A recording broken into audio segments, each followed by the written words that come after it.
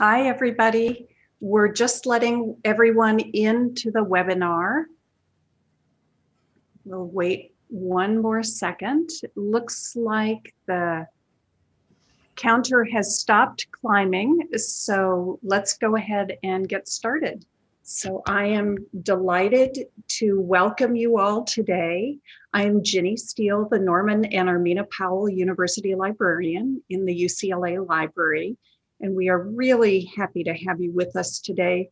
We wish that this event could be held in person, but it can't, and it does make it possible by doing events virtually for us to see people and talk with you regardless of your location. Before beginning, I do want to acknowledge that as a land grant institution, UCLA acknowledges the Gabrielino Tongva peoples as the traditional land caretakers of the Tovaangar, Los Angeles Basin, and South Channel Islands. So as I said, we're delighted to have you with us today. I want to thank you for all your support of the UCLA Library, and which means so much to us. And it really enables us to deliver better resources and services to UCLA students, faculty, and staff.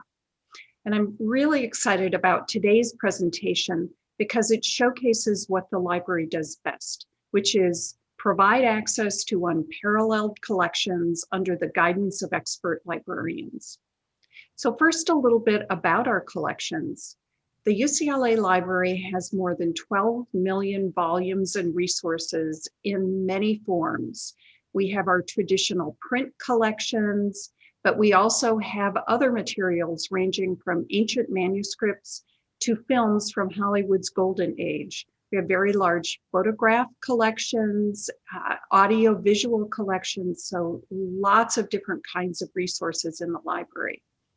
And our collections are used for both teaching and research, and they help UCLA attract and retain star faculty and the best and brightest students. We continue to build our collections. Actually, even with the pandemic, we're continuing to build both our digital collections and our print collections. And even though we're not able to add to our print collections as rapidly as we do in a normal year, we are still placing orders and we are still receiving materials. And something else we're doing that's in response to our remote operation these days and the fact that classes are being offered remotely is we're providing more and more digital access. So we're digitizing resources that we have, and we're also acquiring ebooks and electronic journals. And also in support of our students and faculty, we have our expert librarians working across all disciplines that the campus offers to identify up and coming research areas. And then they not only make choices about how to build the collections, but they also design and teach classes to help students understand how to find the materials they need for their coursework. And librarians provide research assistance. Our collections inform and inspire students, and librarians are their expert guides. Librarians help students discover a broad range of resources, whether primary materials, print collections, e-materials, and we offer classes, one-on-one research appointments, and even online Ask a Librarian reference assistance. So today we have two expert librarian guides with us who do amazing work. We have with us Jewish and Israel Studies librarian Diane Mizrahi and music librarian Matthew Best. Diane has been an instruction librarian at UCLA since 2002, and she became our librarian for Jewish and Israel Studies last year. Diane earned her bachelor's degree in history from the University of Utah, a Master of Library Science at Bar Ilan University in Israel, and a PhD in Information Studies from UCLA, where her research explores undergraduates' information and library behaviors. Matthew Best has been a librarian in the UCLA Music Library since 2016. Matthew earned a master's degree in music composition from Butler University and a master's of library science with a specialization in music from Indiana University, Bloomington. His research includes digital projects and publishing for music and the humanities and composers working at the margins of the Second Viennese School. So I'll turn the program over to first Matthew and then Diane, and then we will have questions at the end of their remarks. So Matthew, over to you.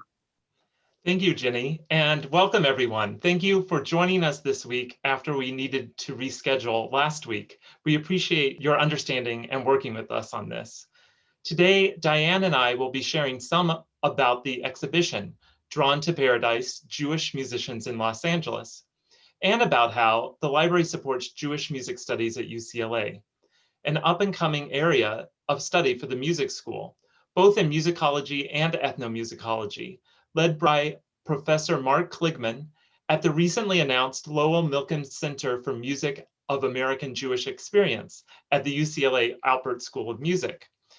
I wanted to first share a few reasons for the exhibit. We produced this exhibit to coordinate with events that we co-hosted with the music school and the UCLA Music Library, what was titled the UCLA American Jewish Music Festival. It happened on March 1st and was likely one of the last major campus gatherings before the transition to remote learning. This exhibit also supported coursework in music and musicology, leading to course instructions by me in an undergraduate course in liturgical music, for example. If you haven't been able to see this exhibit or our exhibit space in person, the exhibit case is in the lobby of the Schoenberg Music Building, close to Schoenberg Hall, which typically gives it an audience with the people who come to concerts and events there. Hundreds of thousands of people typically walk past this exhibit a year, and I know that around 25,000 stop for a closer look. I know that because I have a counter installed on the ceiling over this one particular part of the exhibit. Since it's basically in a hallway, I don't want to count everyone that walks past it or walks through the hallway, but I'm trying to estimate how many people engage significantly with the exhibit by counting the people who stop and look at or read part of the exhibit here. Because of these dual users for the exhibit, the ones that are in the building almost every day and the ones that come there for one special event, I wanted the exhibit to work on two levels and allow it to be viewed all at once and completely read, but also to kind of catch different sections to catch the user's eye over time. I used the depth of the exhibit case and put graphics on the backside of the glass to hide things from the exhibit and allow them to be revealed over time. Users have to step up to the glass to kind of look over these graphics, or you can just see the graphics when you kind of glance down the hall. We also had a listening station inside the music library where visitors could listen to selected recordings related to the exhibit. We had some really big goals for this exhibit. We wanted to show the breadth of the related collections across the UCLA libraries, not just in the music library, and show the breadth of topics in Jewish music studies. I was really fortunate to be able to co-curate this exhibit with a graduate student, Chantel Diaz. We both spent considerable amount of time researching to create the exhibit, and it wouldn't have been possible without her as a co-curator. We decided to not try to tell a chronological or complete history of Jewish music in LA.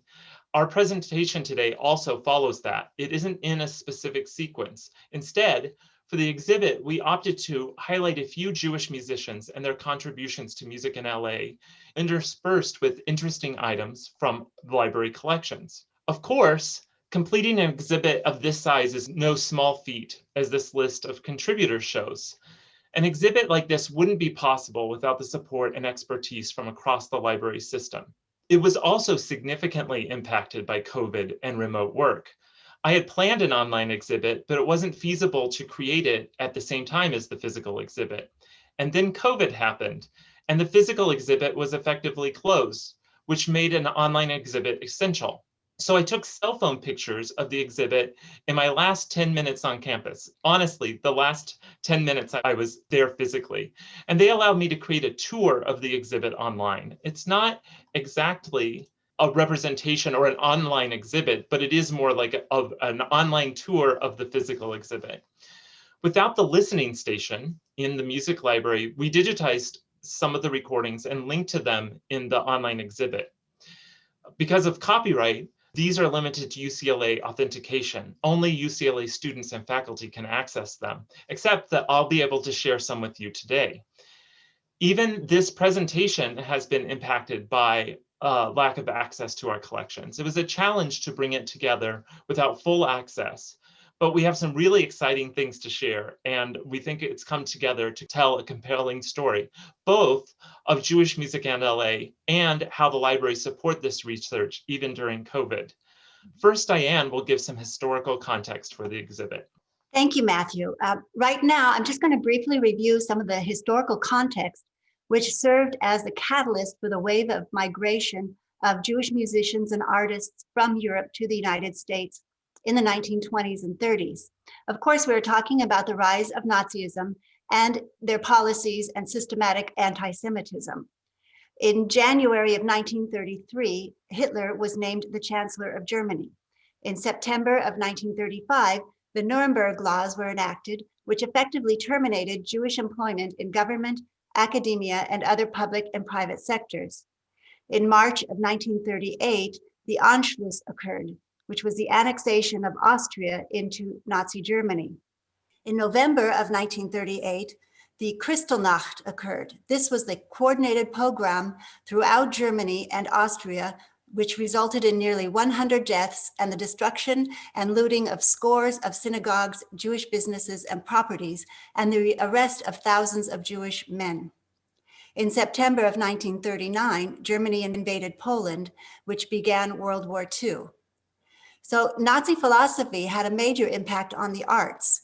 Specifically, they determined that degenerate art, which was their reaction to modernistic trends, which they considered an insult to German feeling, un-German, Jewish, or communist in nature.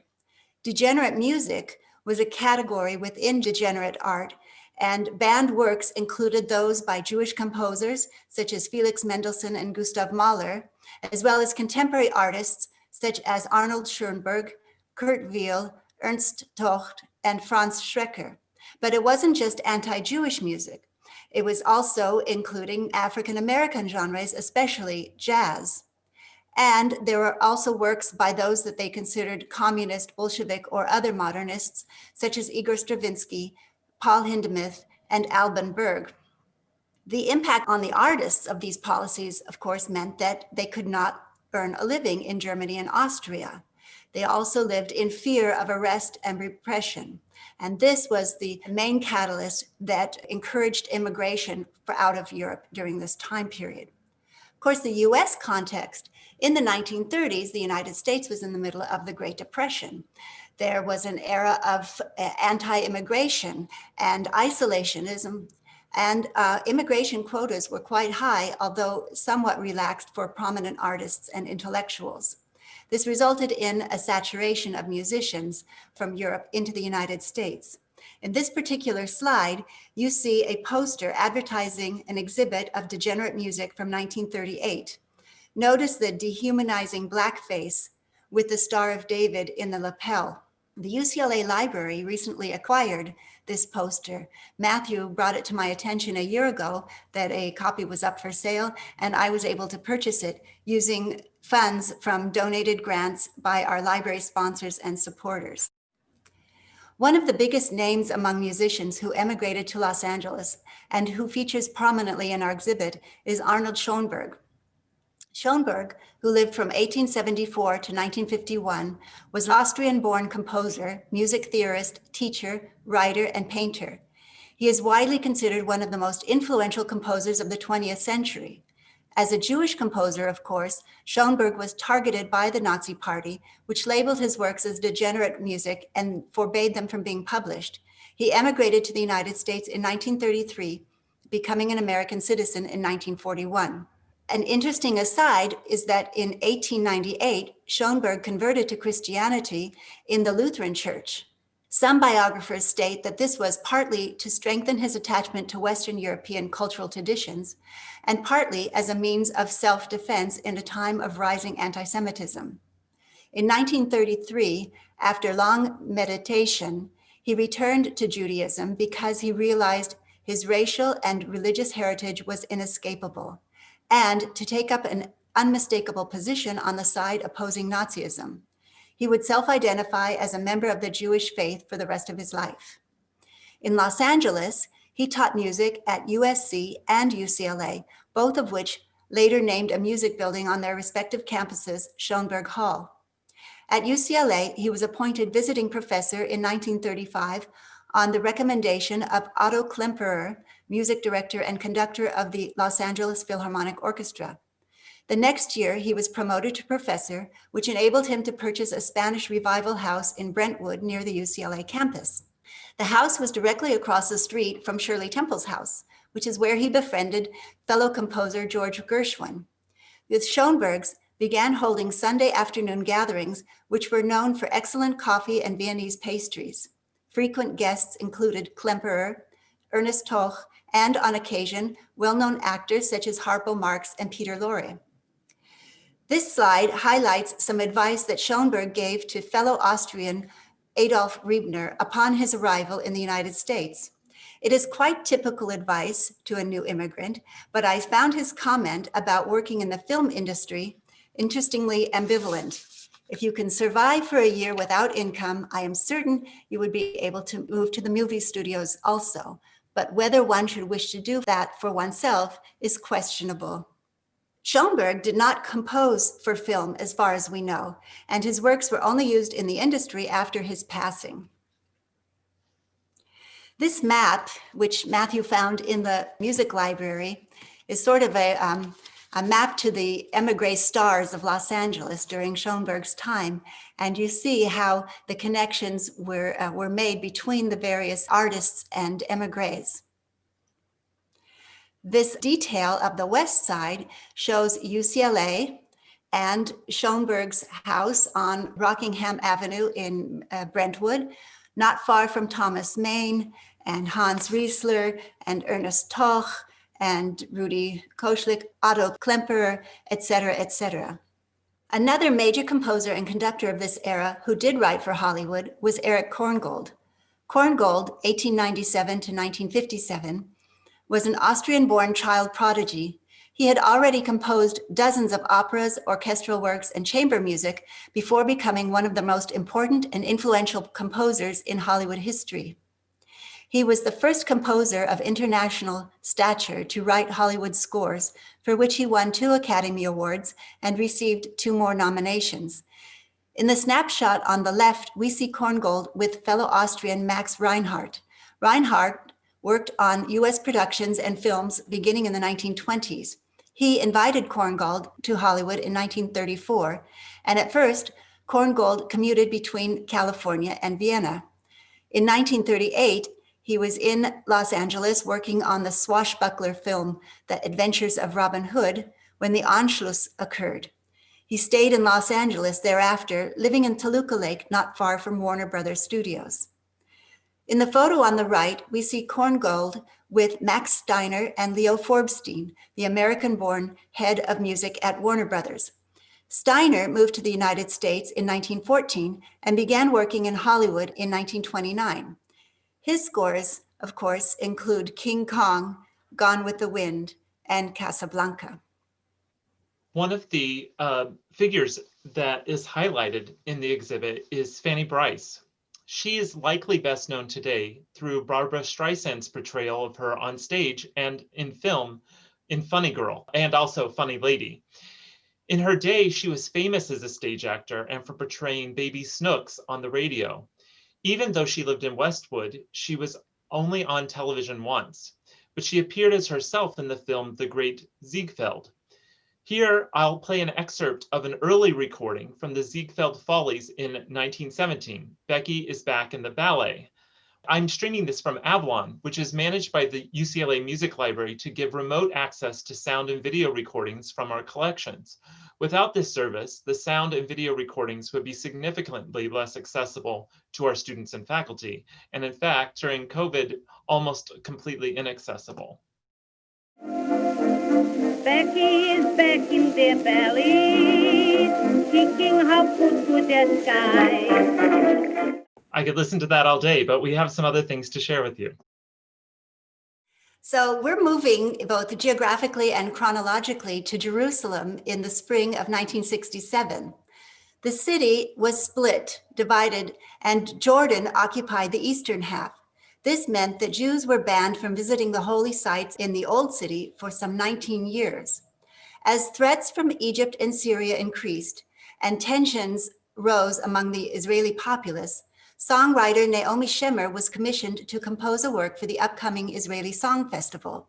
Her piece was Jerusalem of Gold, named after a Talmudic phrase which describes the hue the Jerusalem stones take on during sunset and sunrise.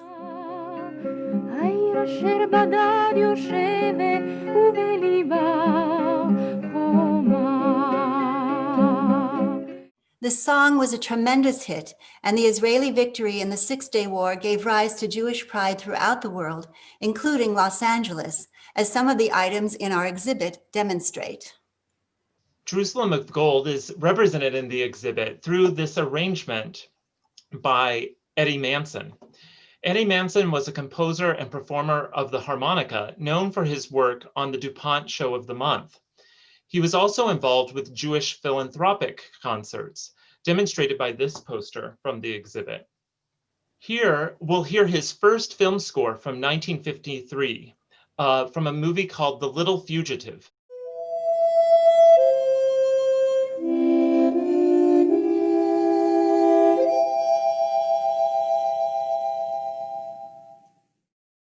It's really hauntingly beautiful music, I believe.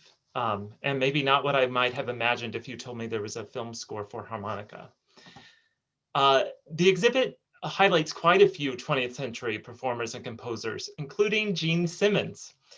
You may know Gene Simmons is a legendary singer and composer, best known as one of the lead singers of Kiss. We'll hear their major hit, Rock and Roll All Night.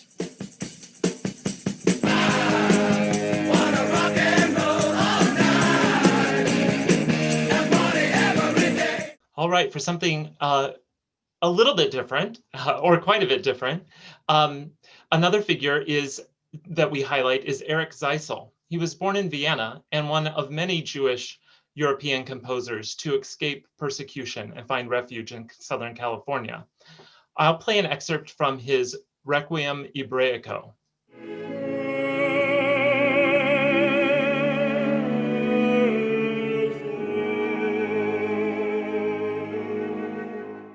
Mario Castelnuovo Tedesco fled from fascism in Italy and composed music for both MGM Studios and for classical music or concert music. I'll play an excerpt from his 3 Sephardic songs, which is also featured in the exhibit.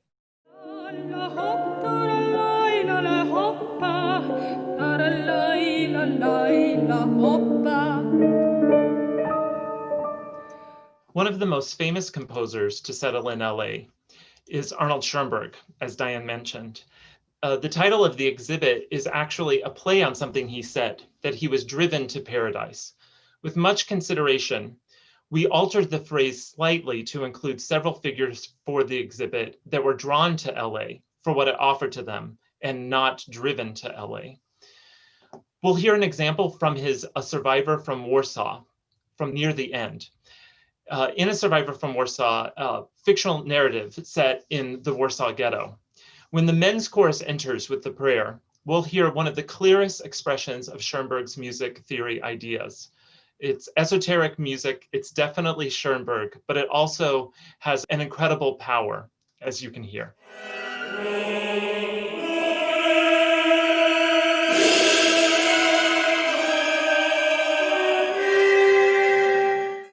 Clearly complex, but incredibly powerful music. And I think I can definitely hear that even though he did not work in film and TV, that he would have been a successful film and television composer. And I can definitely hear his influence on subsequent generations of film and television composers. In our final slides for today, we would like to discuss some of the Jewish music scholarship found in and supported by the UCLA libraries. In our exhibit, we have highlighted some of Dina Bat Yaakov's work. Dina Bat Yaakov, 1932 to 1981, was a concert pianist specializing in the work of Jewish composers, particularly Charles Alkin. Born in Denver, Colorado, she relocated to Los Angeles in her 20s and spent the rest of her life here. The UCLA Library collection includes biographical and promotional materials of hers, such as publicity photos, some correspondence, and recital programs spanning her performance career. She is included in the exhibit as both a musician and as a scholar. And finally, the final slides show the dissertations and doctoral research that we have done here at UCLA. And what excites me the most is that you see the broad range of the various genres and cultures reflected in this research, starting from Nazi impact on and policies on music, Sephardic music from Serbia, songs from the Lodz ghetto, from the Holocaust, Kurdish dance and music songs. You can see the various dissertation topics. And so finally, I have a question for you all. What is Jewish music? What makes music Jewish? And what defines Jewish music? Is Jewish music liturgical? The Chabad Lubavitch group, which is an Orthodox Hasidic group, has a very rich music tradition and library. And yet one of the major songs in the Sabbath morning service is often sung to the tune of Napoleon's March, which is the national anthem of France.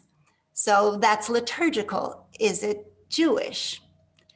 Is Jewish music composed by a Jewish person, a person of Jewish faith?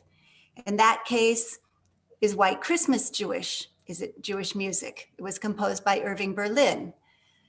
Or does Jewish music represent a cultural experience, a cultural Jewish experience?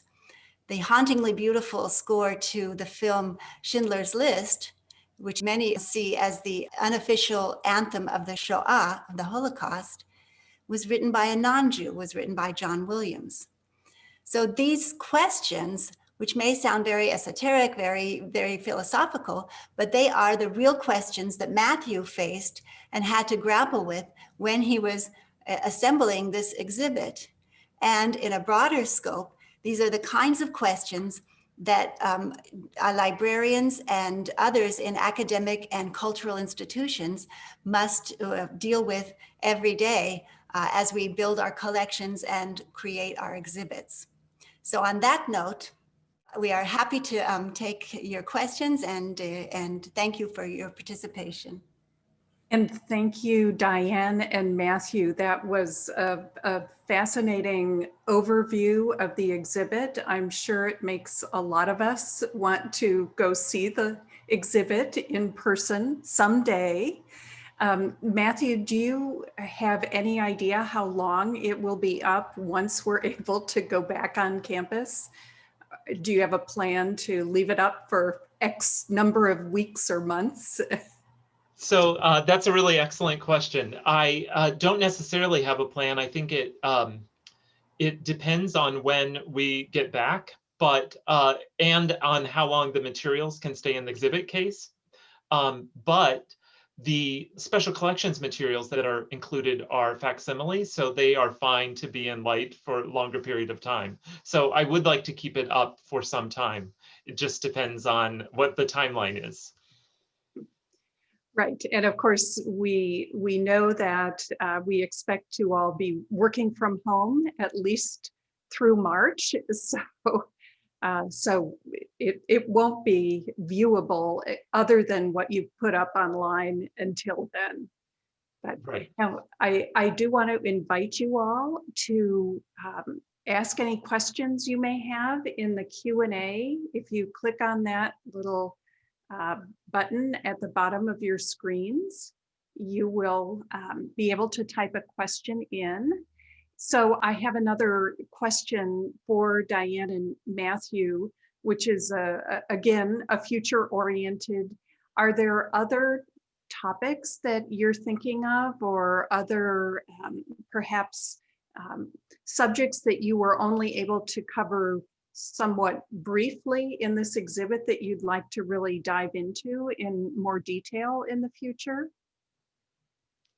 Matthew, you can answer that. So one of the challenges that we only kind of touched on is that there is so much material that could be presented, and there are so many stories that could be told. And I really started with the idea for this exhibit that I wanted an exhibit on Jewish music studies at UCLA. And we thought of many different kind of lenses to think through, but we kind of landed on telling a series of vignettes of individuals. And I really became intrigued by a lot of the individuals, and I would really love to look more into them. And there are individuals that we didn't talk about today. So one of them was Ferry Roth, who is a performer, and his story is really incredible. As a part of the exhibit, we actually have his naturalizations papers, which I was really excited to be able to include. And they tell an incredible story with their physical presence too, because they're in a trifold wallet that is clearly worn. So he kept his naturalization papers, I assume, in this wallet on his person. And I think that this begins to tell us an incredibly compelling story about what that meant to him and what it meant to be an American that has to carry their naturalization papers. I'd love to dig more into Dina as well, because I think her story is really an incredible story of someone who is a performer and a scholar, and someone who's engaging deeply with what it means to perform Jewish music nearly exclusively. So really, really incredible things to dig into. Sounds great. Well, we'll look forward to seeing future exhibits. So we do have one comment in response to your question, Diane, about what is Jewish music. One comment that in a way, music is music. So that is true. But as you said, there are many ways of defining what Jewish music is, and I'm sure plenty of room for debate. Mm-hmm. Did either of you get feedback about the exhibit and what you had chosen to include, and or any just questions about it? Matthew, did you get any feedback? I worked really closely. I want to give out a shout out again to the graduate student, Chantel Diaz, who worked with me on this. I worked incredibly closely with her, but very closely with Mark Kligman as well. And to the point that he helped review every item that we put in the exhibit. And often I would ask him a question about how we should contextualize something, if we should include it or provide more contextualization. And he, each time, or often he'd actually go away and think about it and do some research and come back with an answer. So I got a lot of support from music faculty with this. I got informal feedback. Well, on the online exhibit, there's a feedback form, and I've gotten good feedback about the content and about the kind of visual impact of the exhibit. And I've also heard from family members of people that are included in the exhibit, which was really exciting. I hope that answered the question. I think I was maybe rambling a bit. It was a good ramble if you were rambling, but I don't think you were. So a question for both of you. Do you use materials like these in the instruction you do on campus, when you're on campus, or remotely when you're teaching online? Well, we have, you saw the poster, which is the very anti-Semitic poster, which demonstrates the degenerate music. And we do have a collection of anti-Semitic material that we use for instruction and in classes that helps bring this time period to life, and it also is relevant in today's world, unfortunately. Yes, and I mentioned briefly that because of the exhibit, I was able to engage with several courses, including an undergraduate music course that was focused on liturgical music broadly. So it was a window into a broader topic in that context. So I worked some with the material from the exhibit that was specific to Jewish liturgical music. We actually didn't talk much about today, but so yes, and also to use this as a conversation starter for broader conversations. So both of you are straddling the line between our general collections and our special collections. Mhm. Can you describe how you make yourselves aware of what's in those collections? Go ahead, Matthew. So the special collections materials, Chantel and I went to special collections. We requested them and looked at them in the reading room and took copious notes, and then went and reviewed them again, and then reviewed them a third time with Mark Kligman. And it is really incredible to dig into these collections because they're personal collections by people. But we have material from almost every library in the exhibit. Actually, I plan to have something from the arts library, but that I don't think ended up working for the exhibit. But I think we have something from every other library, including an incredible baby book from Biomed Library, a record book. I was originally drawn to it because, if you can imagine, I thought a baby record book would be music records for a baby, but obviously a baby record book is for keeping the stats for your baby. But now I'm definitely going off topic. So a lot of that we researched through the online catalog and then went and reviewed materials. And I just found really incredible things in all of the libraries that looked good in the catalog. And then when I got to see them, I was even more excited. Mhm.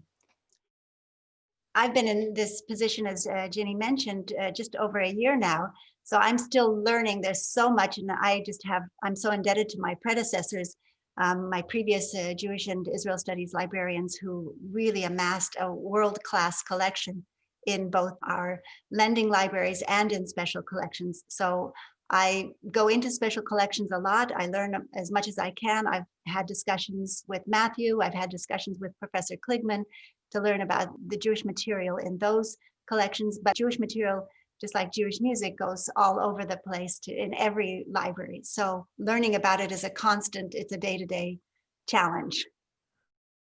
So speaking about learning, Diane, you do some very interesting research on students' information behavior. Could you describe for us what that work is all about?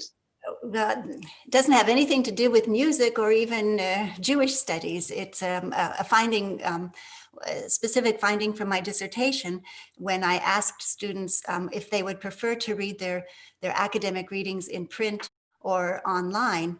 And I was so surprised when I was doing my data gathering that 30 out of the 40 students I spoke to said they would prefer to read their academic readings in print. And I thought, but these are millennials. Why is that? And so 5 years later, I developed a survey to investigate whether this was still a phenomena and if it had changed, and also go for a broader audience.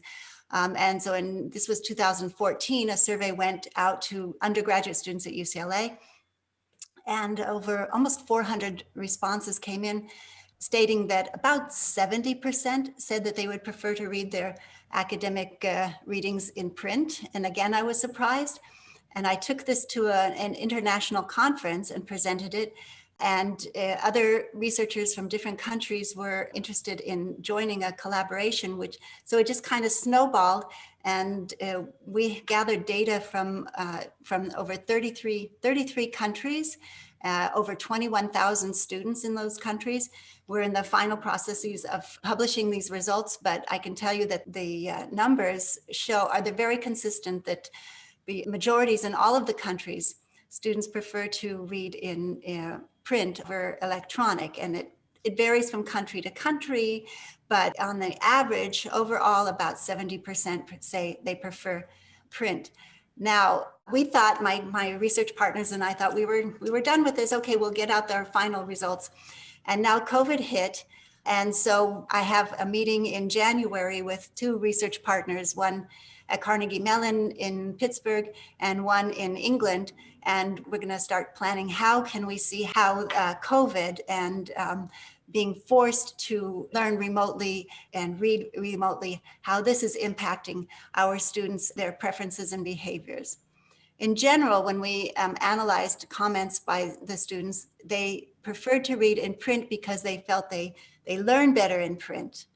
And those who said they prefer to read electronically like the convenience.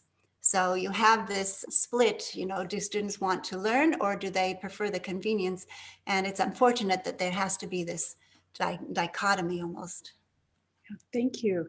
So Matthew, do you think in terms of listening to music and learning, is there a difference, or have you picked up any comments from students about whether they prefer to listen to recordings where they come into the music library and have access to a recording, or do they prefer streaming, or is it just doesn't matter?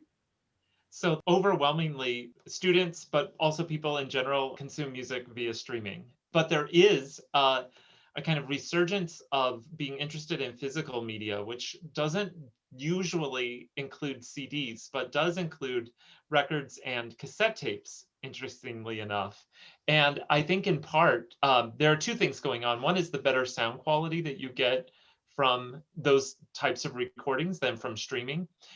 Incidentally, CDs are better than streaming as well. And then the second is, I think, kind of an attachment to the physical, and probably in that way pretty comparable to your research with print materials as well. So it's the kind of nostalgic element that has to include a physical manifestation of it.